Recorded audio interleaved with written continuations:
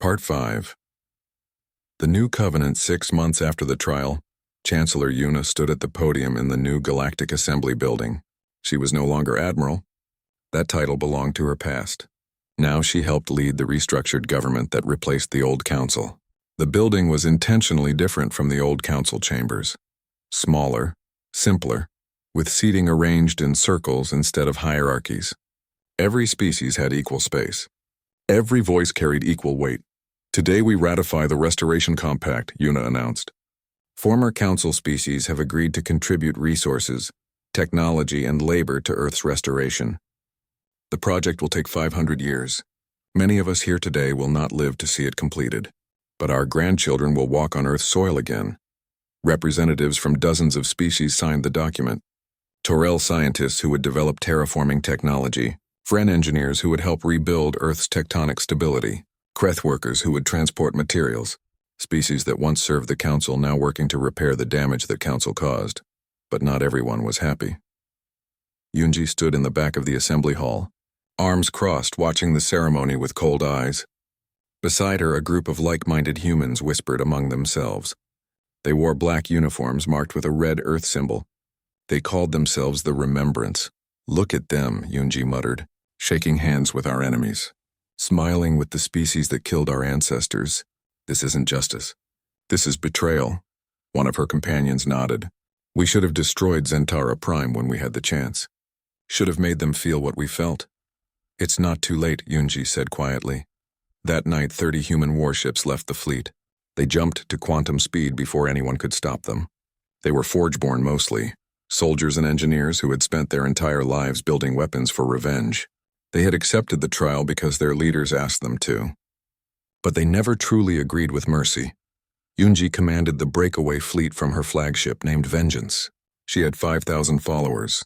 Humans who believed that forgiveness was weakness, that the Council deserved destruction, not rehabilitation, that humanity's only safety was in being so dangerous that nobody would ever threaten them again. They jumped to the edge of known space and vanished. The Galactic Assembly sent messages asking them to return. Yunji sent one reply. We go to remind the galaxy what humanity is capable of. We will be the sword hanging over the Council's neck. If they betray the Restoration Compact, if they threaten any human colony, if they show any sign of returning to their old ways, we will return, and we will show no mercy. The message was a threat and a promise. The remembrance would be humanity's dark side, the violence that mercy couldn't erase. They would wait in the shadows, ready to emerge if the galaxy forgot that humanity could still destroy. Chancellor Una read Yunji's message and felt sadness more than anger. She understood the feeling. Part of her wanted the same thing. Wanted to see SciFiPrime burn, wanted to make them suffer. But she also knew that revenge was a fire that burned forever if you fed it. Let them go, she told her advisors. We can't force them to accept peace. But we won't help them either. They've chosen their path. We've chosen ours. Meanwhile, Minseo arrived at the asteroid field that used to be Earth. He was an architect and engineer, assigned to lead the restoration project. His ship, the Builder's Hope, carried the first equipment for the massive undertaking. He floated in space, looking at the billions of rocks that had once been a planet. Earth's asteroid field spread across millions of kilometers. Each piece of rock was a fragment of home. Somewhere in this debris were pieces of Seoul, Tokyo, New York, London, pieces of forests and mountains and oceans, all broken, all scattered, all waiting. It's impossible, his assistant said, looking at the scale of destruction. Good, Minseo replied. Humanity specializes in impossible things. The restoration project had 3 phases. First, collect the asteroids and sort them by composition. Second, use gravity generators to slowly pull the pieces back together into a planetary core. Third, add materials from other sources to rebuild Earth's mass, then terraform the surface. 500 years. That's how long the computer models predicted. 20 generations of humans would work on this before Earth lived again. Minseo deployed the first gravity generator. It was a massive machine, larger than a city powered by quantum cores. It would take millions of these generators to rebuild a planet. The Council had agreed to build them, former enemies working together to fix what was broken. He watched the generator activate. Slowly, almost imperceptibly, nearby asteroids began drifting toward the gathering point. the first pieces of Earth starting their long journey home. "We're really doing this," his assistant said with wonder. "We're really doing this," Minseo confirmed. Back in assembly space, Captain Tajin prepared for a different kind of mission. He stood on the Bridge of Unity, a ship designed specifically for this purpose. Half the crew was human. The other half came from 5 different former council species. They had trained together for months, learning to work as one unit. "All systems ready," reported Kira, his Terrell co-pilot. "Quantum drive charged. Course set for the Perseus arm." Tajin looked around his bridge, humans working beside Terrell, Vren, Kreth, and others, species that had been enemies 6 months ago. Now they were explorers together heading into unknown space. "Our mission is simple," Tajin announced to his crew. "We explore beyond council space. We search for new worlds, new species, new possibilities, and we show the galaxy that different species can work together. That cooperation is stronger than conquest." Unity jumped to quantum speed, leaving known space behind. They were the first of many mixed-species exploration vessels, a new era of galactic society, built on partnership instead of domination. In the rebuilt assembly hall, young Nari celebrated her 7th birthday. She was the daughter of 2 of Yuna's staff members. Born after the trial, part of the first generation of humans to grow up without hiding, she played with children from other species, laughing and running through the gardens that surrounded the assembly building. Hana, the old keeper who had preserved Earth's cherry blossom seed, watched the children play. She was very old now, over 120 years. She had lived through the hiding, the preparation, the return, and now the rebuilding. She had seen humanity at its worst and its best. "Do you think we did the right thing?"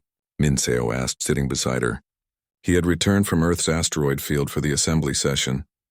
Asking if Mercy was right, Hana said, "Yes, I think we did. But time will tell. Yunji and her people don't think so." "Yunji carries her pain differently," Hana replied. "She's not wrong to be angry. She's not wrong to remember. But she chose to let anger define her. We chose to let hope define us. Both are valid responses to grief."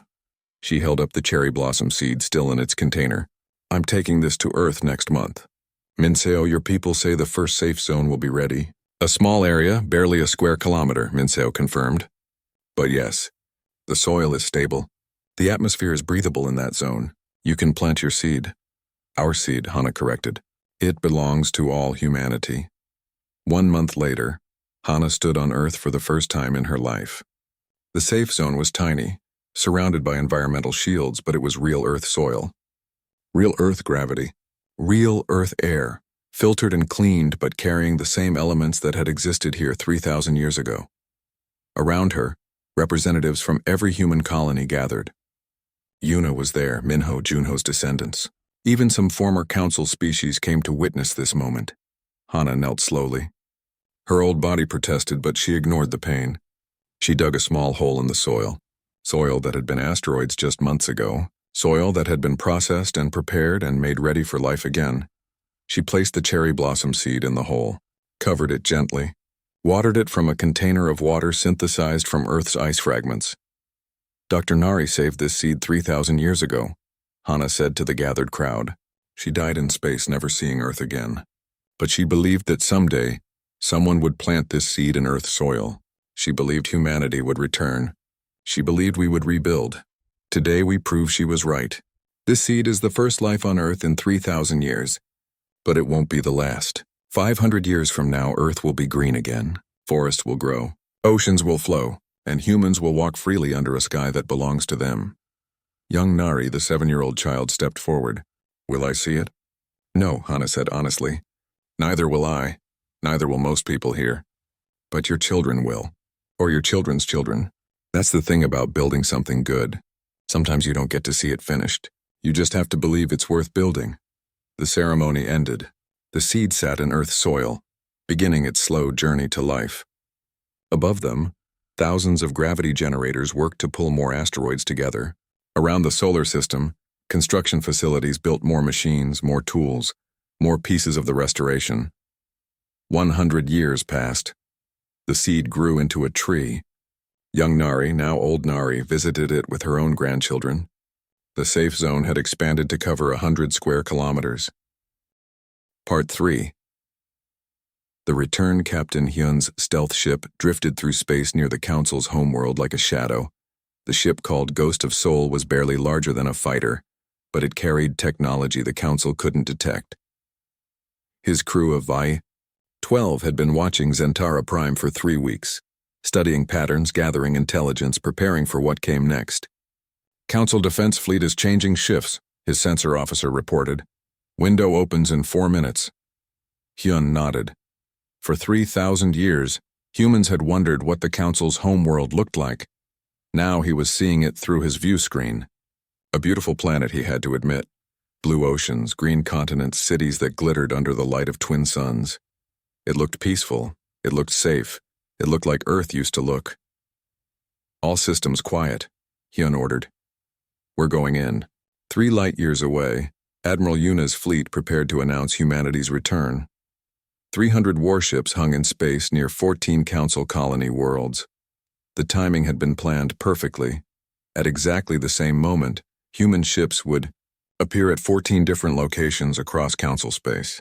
Not the homeworld, not yet, but important colonies. Wealthy worlds. Places the Council would have to defend. Yuna stood on the bridge of her flagship, Resurrection. Around her, officers worked quietly.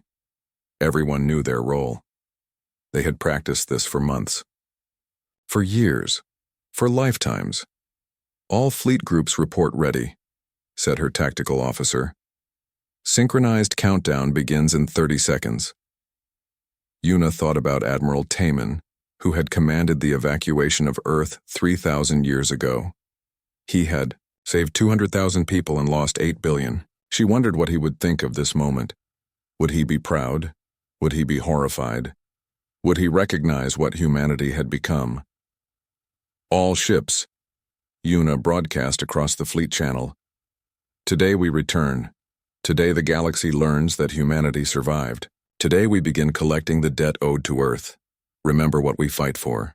Remember who we are. Remember that we're better than those who destroyed us. The countdown reached 0. Across 14 worlds, human warships appeared from quantum jump. They dropped out of faster-than-light travel with perfect precision, surrounding Council defense forces. For a moment, nobody moved.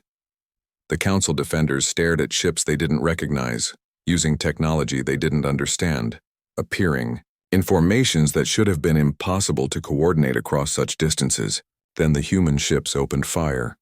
The battle was over in minutes. Human weapons phased through Council shields like they weren't there.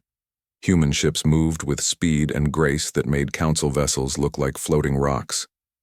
Council defense forces tried to fight back, but their weapons splashed uselessly against human armor. Not a single human ship took damage. Not one human soldier died. The Council defenders were destroyed or disabled completely. On the Bridge of Resurrection, Yuna watched the tactical display. 14 green markers showed 14 victories. 14 Council colonies now sat defenseless under human guns. Broadcast the message, she ordered. Across all 14 worlds, the same transmission played. It showed Admiral Taman's face from 3,000 years ago, speaking his final words before the colony ships scattered. Remember, survive, return. Then the image changed to show Earth's destruction, the planet cracking, the continents shattering, 8 billion lives ending in fire and violence. Then a new face appeared, Admiral Yuna, speaking in the present. 3,000 years ago, the Galactic Council destroyed Earth. They killed 8 billion humans. They scattered the survivors into space. They believed they had eliminated a threat. They were wrong. We survived. We built. We prepared. And now we have returned. We have disabled your defense forces at 14 colonies. We did this without losses. We did this easily. Understand what this means. We could have destroyed these worlds. We could have killed everyone on them. We chose not to. We are showing mercy that the Council never showed us. But we demand justice. In 7 days we will arrive at SciFiPrime. We will not attack. We will not destroy. Instead, we demand the Council stand trial for genocide. They will answer for Earth.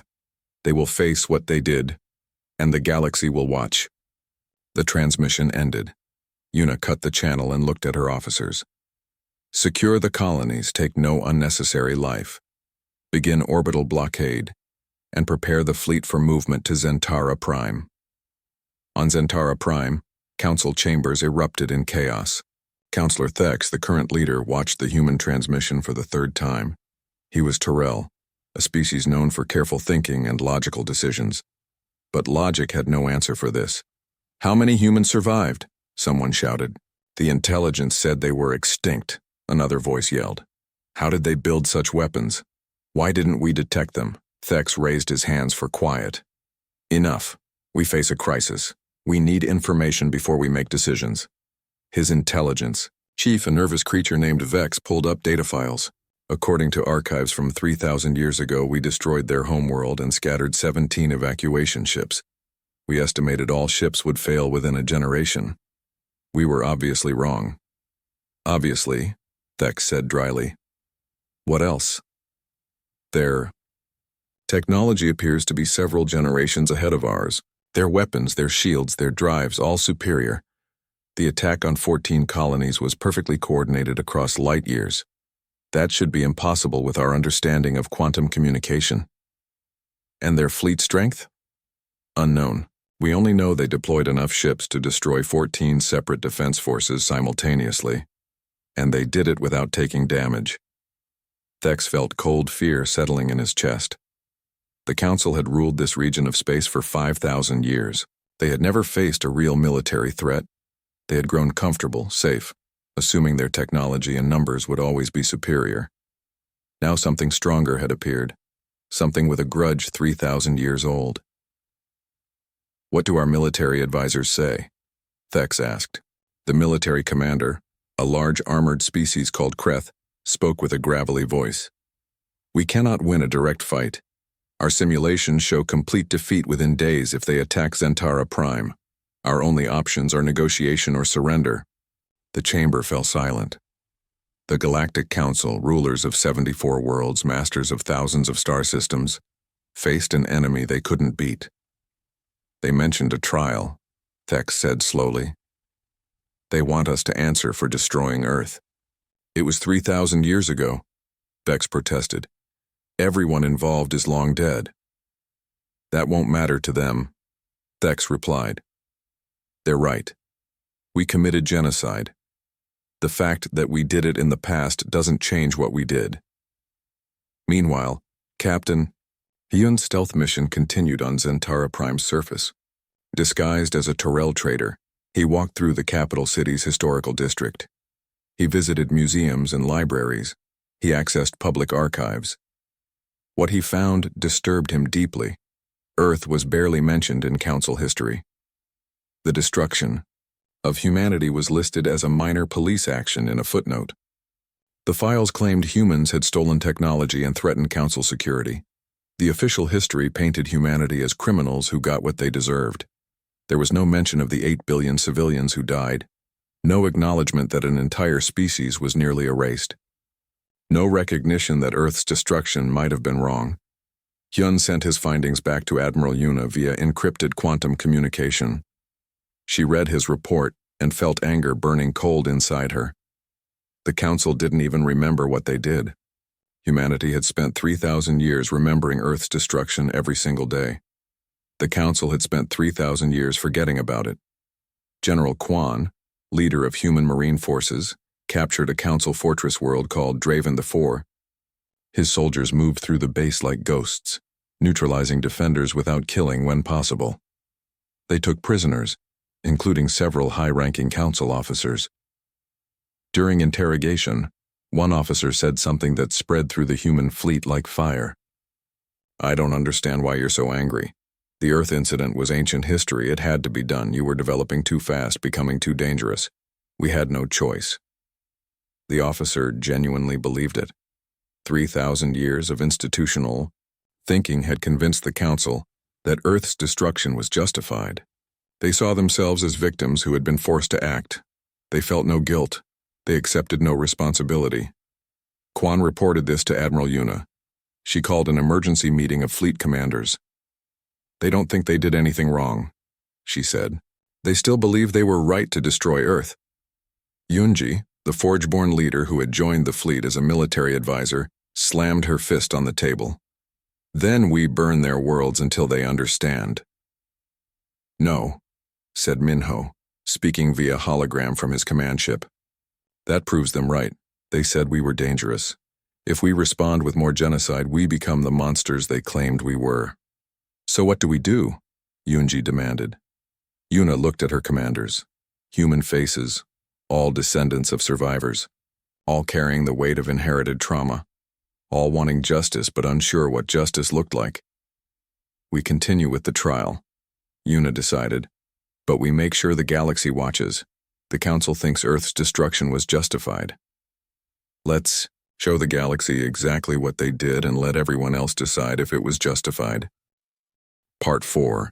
The trial of Worlds Ambassador Sora walked into the council chambers with her head held high. She was young, only 30 years old, born in the void between stars. She had never seen Earth, never walked on a planet, never felt natural gravity, but she carried the weight of 3,000 years of human grief on her shoulders. The council chambers were massive. Built to hold representatives from 12 different species, it was designed to make visitors feel small. High ceilings, grand pillars, ornate decorations everywhere. A monument to council power and authority. Today, it would become a courtroom. Sora walked to the center of the chamber where a platform waited. Behind her, holographic projectors had been set up. Billions of people across the galaxy were watching this moment on their screens. Human technicians had hacked into every major communication network to ensure the trial would be broadcast everywhere. Counselor Thex sat in the high seat, trying to maintain dignity. Around him, the other council members shifted nervously. They were surrounded. A human fleet capable of destroying their world waited outside. But Admiral Yuna had promised no violence during the trial. The only weapons here would be words and evidence. I am Ambassador Sora of the human species, she began. Her voice was steady, strong. 3,000 years ago, the Galactic Council committed genocide against humanity. Today, we present evidence of that crime. Today, the Council will answer for what they did. And today the galaxy will judge them. Thex leaned forward. The Earth incident was a legitimate security action. Humanity stole technology and threatened the stability of galactic peace. Legitimate? Sora's voice turned cold. Let me show you what legitimate looks like. She gestured to the holographic projectors. The chamber's lights dimmed, and Earth's final day played for everyone to see. The footage came from 17 different sources. Civilian cameras, military recordings, satellite feeds. All preserved perfectly in the Genesis archives for 3,000 years. The galaxy watched as Council warships appeared in Earth's atmosphere. They watched cities burn. They watched civilian evacuation centers destroyed. They watched families running, screaming, dying. The sound was the worst part. The holographic system carried audio. The galaxy heard children crying, heard parents calling for lost sons and daughters, heard the roar of buildings collapsing and the screams of billions dying. Sora let the footage play for 10 minutes. Nobody in the council chambers spoke. Many couldn't watch. Some council members turned away from the images. Others stared in horror at what their predecessors had done. When the footage ended, Sora spoke into the silence. 8 billion people died that day. Not soldiers. Not criminals. Civilians, families, children. The Galactic Council killed them all because humanity learned too fast. Built too quickly, became too successful. We were protecting the galaxy, Thex said, but his voice was weak. From what? Sora demanded. From a species that wanted to trade? That offered partnership? That tried diplomacy before you brought guns? She gestured, and the holographic system brought up new images. Old communication records from 3,000 years ago. Messages from Earth's governments to the Council. Offers of cooperation. Requests for negotiation. Proposals for sharing technology. These are the messages Earth sent before you destroyed it, Sora said. Humanity tried peace. You chose war. Jihoon stepped forward next.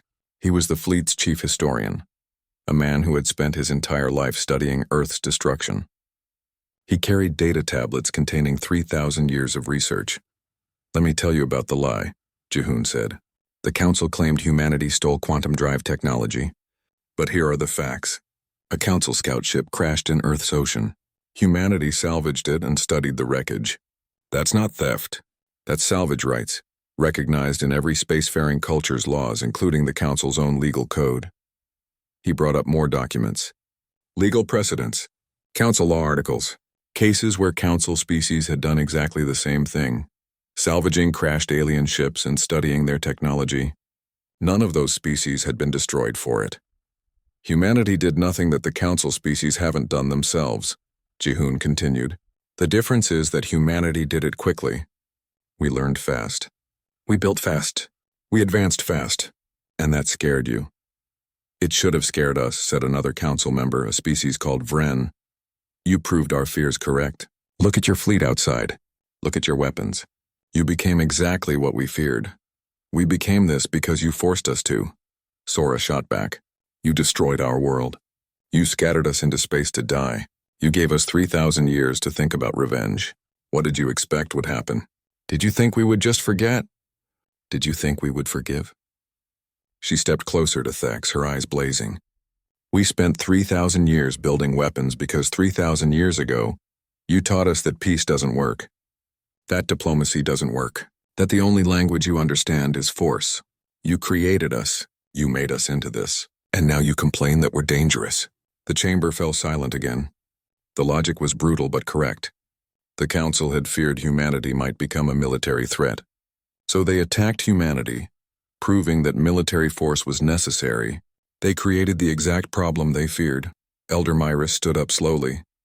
He was Terrell, the same species as Counselor Thex, but much older. He had white skin and tired eyes that had seen too much history. I must speak, Myrus said. I am a historian and scholar. I have studied the Council's history for 200 years, and I have discovered something terrible. Thex looked alarmed. Elder Myrus, this is not the time. This is exactly the time, Myrus interrupted. The galaxy must know. Earth was not the only genocide. Shock rippled through the chamber. Sora turned to look at the old Terrell. Myrus pulled up his own data files. Over the Council's 5,000-year history, we have destroyed 4 other species completely. All young species, all developing quickly, all deemed potential threats before they could even defend themselves. He showed names and dates. Species the galaxy had forgotten, worlds turned to dust, billions of lives erased from existence, all buried in classified archives, all justified the same way. They were dangerous. They were advancing too fast. They had to be stopped. The Council has built our peace on graves, Myrus said sadly. We rule this region of space because we killed everyone who might have challenged us. We're not peacekeepers. We're murderers who got away with it. The broadcast carrying this trial reached every corner of Council space. On 100 worlds, people watched their government being exposed. News networks exploded with reaction. Species that had trusted the Council for thousands of years suddenly learned their protectors were killers. In the Council chambers, Thex sat frozen. He couldn't deny what Myrus said. The archives existed. The crimes were real. The Council's foundation was built on genocide. What do you want from us? Thex asked Sora quietly. You have the power to destroy us. You've proven that. What do you want? Sora looked at him for a long moment. This was the question humanity had debated for months. What did they want? Simple revenge? An eye for an eye, a world for a world? It would be easy. It would be satisfying. They could reduce SciFiPrime to asteroids just like Earth. But Hana's words echoed in Sora's mind. The words of the Keeper who had preserved human culture. Will we become destroyers like the Council? Or will we be better? We want justice, Sora said finally. Real justice. Not revenge. Then what does that look like? Thex asked. Sora gestured to her people. Admiral Yuna appeared via hologram, standing next to Minho and Yunji, the leaders of humanity presenting their terms together. The Galactic Council will be dissolved, Yuna said. Your absolute power ends today. In its place, we will build something better. A galactic assembly where all species have equal voice, where no one species can decide to destroy another. All Council military forces will be reduced to defensive levels only, Minho added. Your weapons of planet destruction will be dismantled. You will submit to the same laws you forced on younger species. And you will pay reparations, Yunji said. Not money, not resources. You will help us restore Earth. Your scientists, your engineers, your technology, you will spend the next 500 years helping us rebuild our homeworld from the asteroids you made. Thex looked at his fellow Council members. They were trapped and they knew it. But honestly, the human demands were more merciful than expected. They could have demanded complete destruction. Instead, they demanded change and restoration. If we refuse, Thex asked, then we prove the council right, Sora said quietly. We become destroyers. We reduce your worlds to dust just like you did to us. We kill billions just like you killed billions. And the cycle of violence continues forever. She paused. But we don't want that. We want to show the galaxy that humanity deserved to exist, that we're better than you feared, that we can build instead of just destroying. That's our revenge, Counselor. Not killing you, proving you were wrong about us. The trial continued for 3 more days. Evidence was presented. Testimonies were heard. Witnesses spoke about Earth's destruction and the 4 other genocides the Council had committed. The galaxy watched it all. On the 4th day, Counselor Thex stood before the gathered representatives and the watching galaxy. Part 2. 3 millennia of Shadow Minnow floated through the corridor of the habitat sphere, his body moving with the effortless grace of someone born in zero gravity. 3,000 years had passed since Earth died. Minho had never seen a planet. His great-great-grandmother, 45 generations back, had been one of the children evacuated on the Eternal Vigil. Now, Minho led one of the largest human colonies in the galaxy, hidden deep inside a massive nebula the Council had never bothered to explore. He pulled himself into the command center where Yunji waited. She was broad-shouldered and strong, her arms marked with scars from years working in the forges.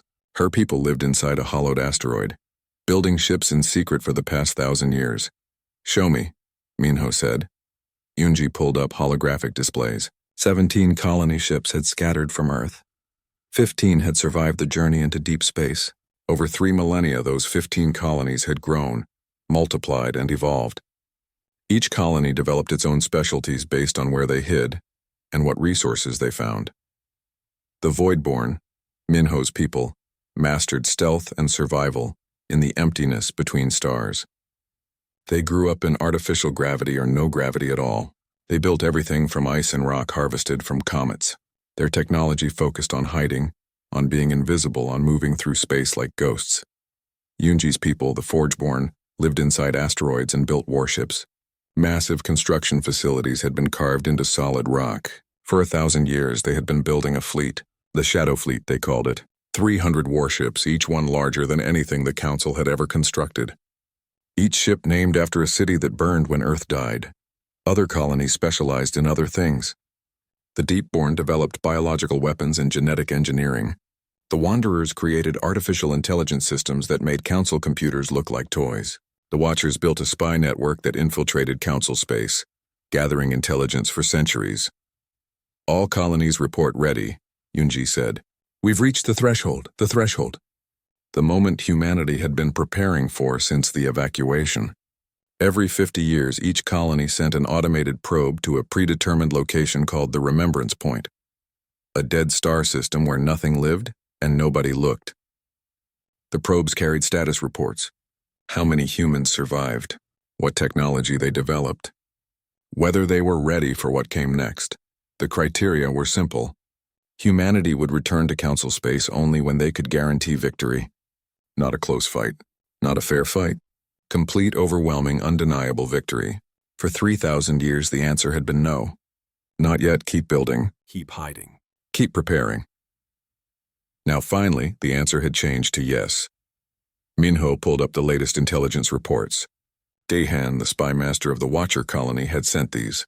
His people had spent centuries infiltrating Council space.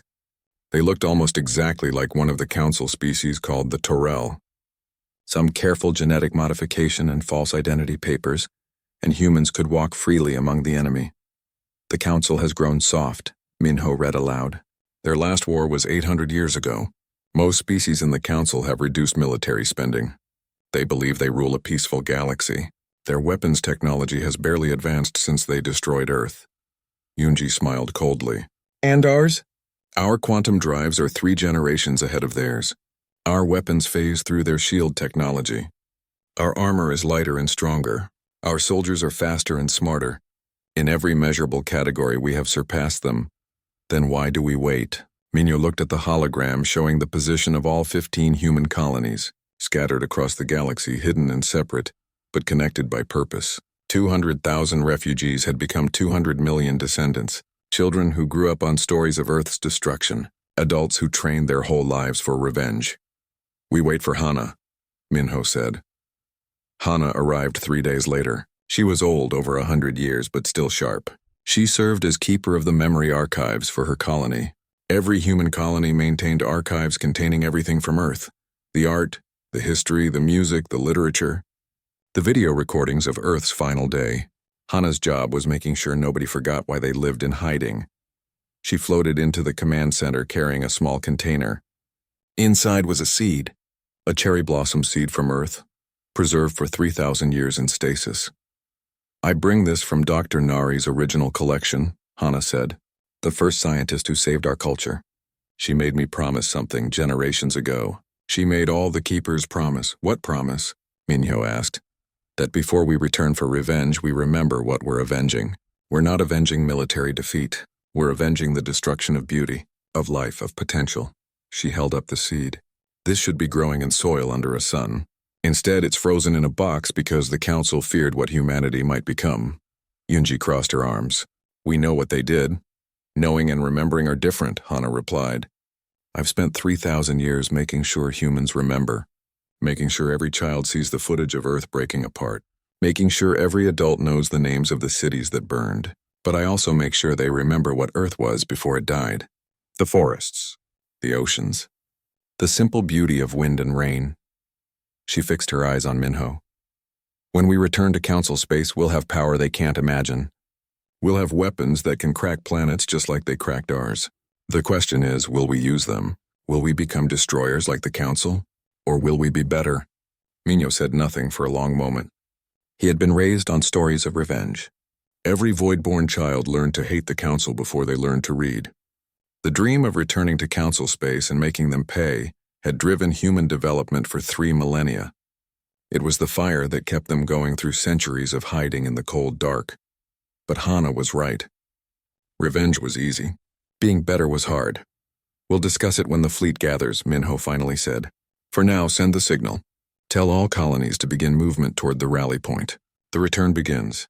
Over the next 6 months, 15 human colonies prepared for war. The Forgeborn loaded weapons onto their 300 warships. The Voidborn installed their stealth systems. The Deepborn prepared biological countermeasures in case Council species tried to use diseases as weapons. The Wanderers synchronized their AI systems to coordinate fleet movements across light years. Dahan's spy network sent final intelligence updates. The Council had 74 settled worlds and maybe 2,000 military ships. But those ships were designed for peacekeeping and patrol, not real war. The Council's greatest weakness was their assumption that they had no real enemies.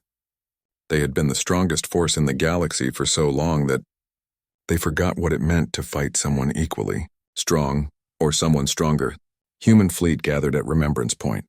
300 massive warships, each one a miracle of engineering and a monument to patience. Soldiers drilled endlessly. Pilots ran simulations.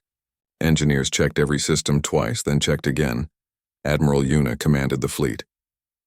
She was the great-great-granddaughter of Captain Junho, the pilot who had saved 15,000 lives on the overloaded Eternal Vigil. Junho's ship still existed, transformed over the centuries into a mobile museum. Yuna had stood on its bridge many times, reading her ancestors' logs, trying to understand the man who had watched Earth die. She called a meeting of all colony leaders. Minho came from the Voidborn, Yunji from the Forgeborn. Representatives from every hidden human colony floated in holographic form around the command table. "We are ready," Yuna said simply. "Our fleet is ready. Our weapons are ready. Our people are ready. For 3,000 years, we have prepared for this moment. Now I ask, what do we want? What is our goal?" Silence filled the room. The question seemed obvious: revenge, justice, payment for Earth. But Hana's words had spread through the fleet. Many humans were now asking uncomfortable questions. Yunji spoke first. "We destroy their capital world, just like they destroyed ours. They learn what it feels like to watch their home turn to dust." Others nodded agreement. It was simple. It was fair. Eye for an eye, world for a world. But Minho shook his head. "Then we become exactly what they feared. A dangerous species that destroys worlds. We prove them right. They destroyed us first," Chunji shouted. They destroyed the people who lived 3,000 years ago, Minho replied. Every council member who ordered Earth's destruction is long dead. The current council inherited a galaxy built on our graves, but they didn't dig those graves themselves. So we forgive them? Yunji asked with disbelief. No, Yuna interrupted. We make them face what their predecessors did. We make them answer for it. We make them pay for it. But we do it in a way that doesn't turn us into monsters. Hana held up the cherry blossom seed again. This is what I want to see. I want to see this seed planted in Earth's soil again. I want the council to help us restore what they destroyed. That's better revenge than simply destroying them in return. The meeting went on for hours. Humans argued passionately about justice, revenge, and what they owed to their ancestors who died. Finally, a plan emerged. Not perfect, not satisfying to everyone, but human. Part 1, The Last Exodus. The sky above Seoul burned red. Admiral Taman stood on the bridge of his flagship, watching his homeworld die through the massive viewscreen. Giant alien ships hung in Earth's atmosphere like dark gods, their weapons carving lines of fire across every continent. He had trained his entire life for war, but nothing prepared him for this moment. Humanity was losing. Worse than that, humanity was being erased. His hands gripped the command console. Around him, officers shouted coordinates and damage reports. The bridge hummed with desperate energy. They had maybe 6 hours before the Galactic Council's planet-killer weapon charged to full power. 6 hours to save what little remained of the human race. Admiral, the colony ships are ready, said Captain Junho, a young pilot with fear written across his face. 17 vessels. They're waiting for your order. Taman nodded slowly. 17 ships. Only 17 had survived the Council's initial assault on humanity's space fleet. Each ship could hold maybe 12,000 people if they packed them in like cargo. Simple math told the cruel truth. Earth had 8 billion people. They could save 200,000 at most. Begin evacuation, he said quietly. Prioritize children, then scientists, then anyone we can grab. Down on Earth's surface, chaos ruled every city. Dr. Nari worked in an underground facility in what used to be Busan. She moved through the storage rooms with quick efficiency, checking each container. The Genesis archive held everything that made humanity human. DNA samples from every species of plant and animal. Hard drives containing every book, every song, every piece of art humans ever created. Seeds from every crop. The sum total of human knowledge, compressed into containers small enough to fit on the colony ships. We need to move faster, shouted her assistant over the sound of explosions above. The facility shook. Dust fell from the ceiling. If we move faster, we make mistakes, Nari replied calmly. If we make mistakes, we lose pieces of Earth forever. Work carefully. She had already divided the archive into 17 identical sets. Each colony ship would carry a complete backup. Even if 16 ships died, one would preserve everything. It was the only way to guarantee humanity's culture survived. Above them, Council warships continued their systematic destruction. The aliens called themselves the Galactic Council, a union of 12 advanced species who ruled this section of space. They had discovered humanity 50 years ago and seemed friendly at first. They shared some basic technology, established trade, opened communication. Then everything changed. A Council scout ship crashed in the Pacific Ocean. Human salvage teams found it and studied the wreckage. Inside, they discovered quantum drive technology centuries ahead of Earth's best science. Human engineers, being human, figured out how it worked. Within 20 years, humanity had built their own quantum drives. Their ships could suddenly cross solar systems in days instead of decades. The Council panicked. They sent messages demanding humanity stop using quantum technology. They called it stolen property. They said humans were developing too fast, becoming too dangerous. When humanity refused to destroy their new ships, the Council sent an ultimatum. Surrender all quantum technology and submit to Council authority or face consequences. Earth's governments tried diplomacy. They offered to share their discoveries, to join the Council as partners. The Council refused. They wanted submission, not partnership. They feared competition, so the Council came with warships instead of words. They came to make an example. They came to show the galaxy what happened to young species who reached too far too fast. Captain Junho piloted his colony ship, the Eternal Vigil, through the burning atmosphere. Below, people crowded into designated evacuation zones. His ship could hold 12,000. He watched sensors showing over 2 million people waiting below. The math made him sick. Landing zone secured, his co-pilot reported. We have 30 minutes before Council fighters reach this sector. Load as many as possible, Junho ordered. Pack them in every cargo bay, every corridor. I don't care about comfort. I care about numbers. Through his cockpit window, he saw families running toward the ship. Parents carrying children. Old people helped by strangers. Everyone desperate, everyone hoping their name would be called. Security forces tried to maintain order, but order was impossible. This was the end of the world, and everyone knew it. His crew worked like machines. 12,000 people, then 13, 14. They kept loading past capacity. The ship groaned under the weight. Warning lights flashed across every control panel. Junho ignored them all. Sir, we're at dangerous overweight, his engineer warned. If we add more people, we might not make it to orbit. Junho looked at the crowd still outside. So many faces, so many lives. Keep loading, he said. In orbit, Admiral Taman coordinated the impossible. 17 colony ships lifting off from 17 locations. Each captain trying to save as many as possible. Each ship straining past its limits. The Council's blockade forces moved to intercept. But Earth's remaining military threw themselves at the alien ships. Every fighter pilot knew they would die. They did it anyway, buying minutes with their lives. 15 ships away, reported the tactical officer. 2 more lifting off now. And the planet killer? Taman asked, though he already knew. Charged to 90%. We have maybe 40 minutes. Taman watched his screens. Watched humans dying to save other humans. Watched cities burning. Watched everything humanity built over thousands of years turning to ash. The Council wanted to teach the galaxy a lesson about respecting their authority. They were certainly teaching something. The last colony ship broke atmosphere. Captain Junho's vessel struggled into space, overloaded and barely functional. All 17 ships gathered at the rally point, thousands of kilometers above Earth. Taman gave them new coordinates. 17 different directions, all leading into deep space, into the dark places between stars where the Council might not follow. Admiral, Dr. Nari's voice came over the communication system from one of the colony ships. The Genesis archive is distributed. Every ship has a complete set. Good, Taman replied. Then we have everything we need. Everything except Earth. Taman had no answer to that.